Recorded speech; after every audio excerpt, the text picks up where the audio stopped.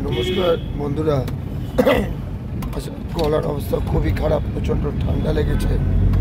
কাজের দরুন আমি বিশেষ কাজে সিএনসিতে লড়ে যাচ্ছি অল্প কদিনের জন্য, হয়তো 3-10 দিনের জন্য একটা সার্জারির ব্যাপারে।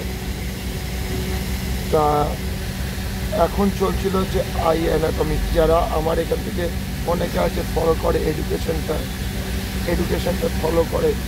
এখন চলছিল আপনার আই অ্যানাটমি, কিন্তু এই 2-3 দিন যাবৎ এতটাই ব্যস্ত হয়ে পড়েছিলাম, যার ফলে পুরো চ্যাপ্টারটা কমপ্লিট হয়নি। আর একটা আপনার মোটামুটি লেসন আছে, একটা চ্যাপ্টার আছে আইতে, ওটা আমি ভেলোরে গিয়ে